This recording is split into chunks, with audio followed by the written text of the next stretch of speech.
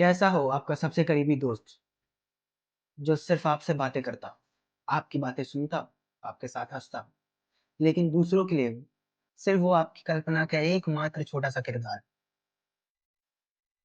वास्तविकता और भ्रम के बीच की एक महीन सी रेखा हो, जो हो सकता है आपके लिए सच हो, पर दूसरों के लिए आपकी पागलपन हो खाली। So hello guys, welcome back to our channel. मैं हूं ऋषभ और आप देख रहे हैं जीरो ऑफिशियल स्टोरीज। हम आज से एक नई सीरीज स्टार्ट करने जा रहे हैं जिसका नाम होगा the real life horror stories, जिसमें मैं आप सभी को सुनाऊंगा सच्ची घटना पर आधारित कुछ कहानियां जो अभी तक अनकही थी, जिसका जिक्र कहीं नहीं हुआ, पर वो ऐसी थी कि वो आज भी आपके रोंगटे खड़े कर दें। आज की कहानी का हमारा जो शीर्षक है, जो नाम है, वो है द हॉलवे फ्रेंड। एक ऐसे दोस्त की कहानी जिसे सिर्फ उसके फ्रेंड नहीं देखा, ना आसपास के लोगों ने, ना बाकी दुनिया ने, सिर्फ वो उससे ही बात करती है, उसके साथ रहती है, उसके साथ खेलती, ना ही वो छोटे से वो उसके पैदा लेने से लेकर उसके बच्चे के पैदा लेने। हम आज की कहानी यही शुरू करते हैं। ये कहानी है एक छोटे से गांव के रहने वाली 10 साल की लड़की की, जो करीबन मासूम, मिनिमम एज 7 से 10 साल के बीच की है। हमारी कहानी में ये लड़की काफी मासूम है, जिसे डर तो लगता है पर दिखाना नहीं आता। अकेलापन उसे घेरे हुए है। चलिए हम अपनी कहानी शुरू करते हैं। तो एक समय क्या हुआ कि छोटी सी बच्ची सो रही थी अपने कमरे में अकेले। अचानक से उसे आवाज आती है, उसके ड्रेसिंग के पास कोई खड़ा है। मगर हमारी बच्ची जो है वो डर रही है, लेकिन उसने अपने डर पे काबू करके उठी। वो देखती है उसके डॉल के साथ कोई खेल रहा है। कौन खेल रहा है वो उसे उस वक्त देख नहीं पाती। वो बस ये देखती है कि उसकी डॉल जो है वो हवा में है और उसके कोई हेयर्स पे कंघी कर रहा है।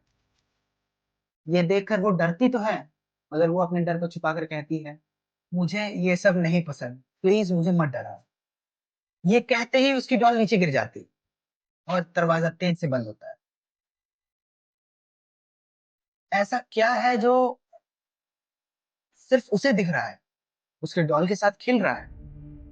उस घर में ऐसा क्या है जो सिर्फ उसे परेशान कर रहा है? हमारी कहानी आगे बढ़ती है।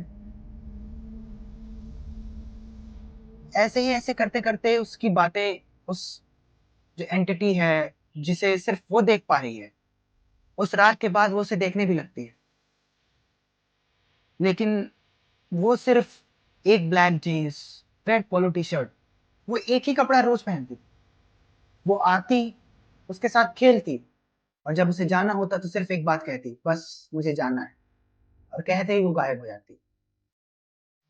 अब कहानी एक अलग मोड़ पर जाती है, जब वो 10 साल की लड़की अपने साथ घट रही इन घटनाओं के बारे में अपने माता पिता को बताने की कोशिश करती है। मगर जैसे ही वो अपनी माँ को बताती है, माँ सिर्फ एक मात्र यही कहती है कि जो तुम ये मोबाइल देख रही हो, दिन रात जो मोबाइल देखती हो, उसमें जो ये रील्स चलाती है, उसके चक्कर में तुम्हारे मन में वहम बन रहे हैं।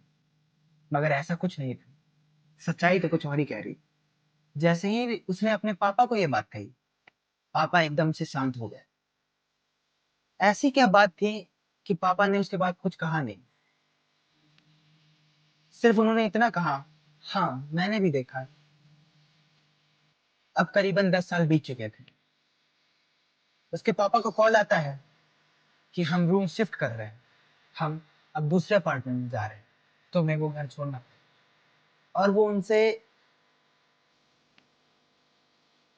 पापा उसके कहते हैं कि मुझे तुमसे एक रिक्वेस्ट करनी है, और वो एक पास्ट वाली बात बताते हैं जो उस दिन वो नहीं बता पाए।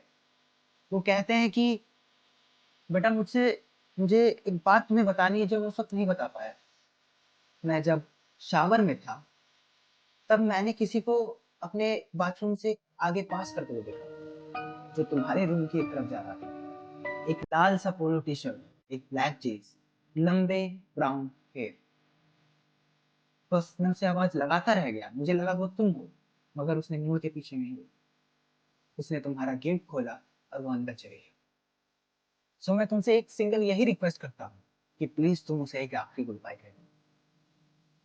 लड़की इसके बारे में कुछ समझ पाती इससे पहले उसे लगा कि पापा तुम सच कह रहे हैं, मुझे मेरे अपनी सबसे प्रिय मित्र को, प्रिय दोस्त को एक आखिरी गुड बाय तो कह देना चाहिए।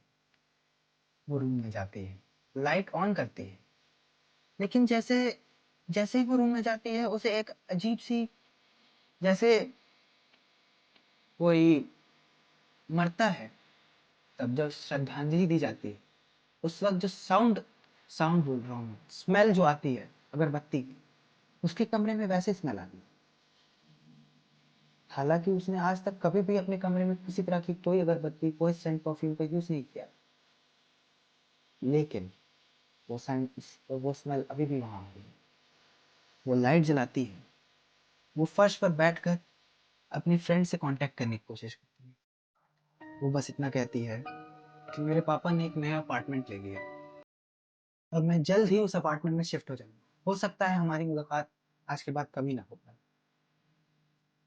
वो अपनी फ्रेंड के रिप्लाई का वेट करती है, पर कोई रिप्लाई ना आने की वजह से वो लाइट बंद करती है, कमरे का डोर बंद करती है और हॉलवे की तरफ चलती रहती है। तभी अचानक से उस कमरे का गेट खुलता है, एक क्रैक सी साउंड आती है और हल्की सी आवाज, हल्की सी धीमी सी आवाज पूरे हॉलवे में फैल जाती है। फिर मिलते हैं। लड़की पीछे घूमती है और वो गेट जो खुला हुआ था, अंधेरे कमरे से जो आवाज आती है उसकी तरफ देख के सिर्फ वो अपना हाथ हिलाकर वो वहां से चली जाती है। जो लड़की है उसकी शादी हो जाती है। फिर डॉक्टर कहते हैं कि तुम प्रेग्नेंट नहीं हो सकती, तुम माँ नहीं बन सकती, मगर 36 साल की उम्र में उसकी एक बेबी हो जाती है, एक बच्चा वो ले लेती है। क्या होता है कि वो, उसका न्यू बॉर्न बेबी उसके बगल में लेटा है। वो एक रूम में लेटी हुई है जहाँ एक साइड अंधेरा है और सिर्फ एक छोटी सी लैंप उस बेबी के पास जल रही है। अचानक से रॉकिंग चेयर के हल्के से घिसकने, हिलने की आवाज आती है और उसे पता चल जाता है लड़की को कि वो और कोई नहीं उसकी फ्रेंड है। तो वो उससे बात करने की कोशिश करती है। वो उसे बताती है कि डॉक्टर कह रहे थे कि तुम कभी माँ नहीं बन सकती, पर देख रही हो मेरा भी एक बेबी है। हल्की सी हंसी अंधेरे से आ रही थी। पूरा रूम शांत हो गया, जैसे कोई अंधेरे में खड़ा हो मगर दिख ना रहा हो। वो जो एंटिटी है या जो आत्मा है वो हल्की सी हंसती है और बेबी की तरफ जाती है। बेबी की तरफ जाती है, देखती है और वो उसे कहती है, उसके हल्की से कान में सिर्फ कहती है, तेज नहीं बोलती। वो कहती है काफी सुंदर है। और वहां एक हल्की सी हवा चलती है और सब खत्म, सब गायब, जैसे कि वहां कोई है ही नहीं। लड़की खुश हो जाती है और वो अपनी बेबी के साथ आराम से अपना लाइफ स्पेंड कर रही होती है। कहते हैं ना कि कभी कभी कुछ ऐसे रिश्ते होते हैं जो इस दुनिया में नहीं बल्कि उस दुनिया तक साथ चलते हैं। तो हमारी कहानी यहीं पे खत्म होती है। ये जो स्टोरी है ये एक रियल लाइफ स्टोरी है जो मैं आपको सच में, मैंने उस पर रिसर्च की, उसको स्क्रिप्ट में कन्वर्ट किया और आप तक लेके आया हूँ। सो अगर आपको ऐसी स्टोरीज पसंद है सो प्लीज हमारे साथ बने रहिए, देखते रहिए जीरो ऑफिशियल स्टोरीज। और अगर आपको और स्टोरीज ऐसे चाहिए और कहीं मैं इन स्क्रोल्स में खो ना जाऊं, प्लीज मुझे सब्सक्राइब जरूर कर लीजिए और बेल आइकन दबाना ना भूलें। Goodbye, see you. हाँ हाँ रुको, अभी अभी बंद ना करना। बस मैं इतना कह रहा हूँ कि आगे हम, ये हमारी एक ट्रायल वीडियो है, मुझे बस रिस्पांस जानना है कि हमारी ऑडियंस का रिस्पांस कैसा है हमारी वीडियो पे।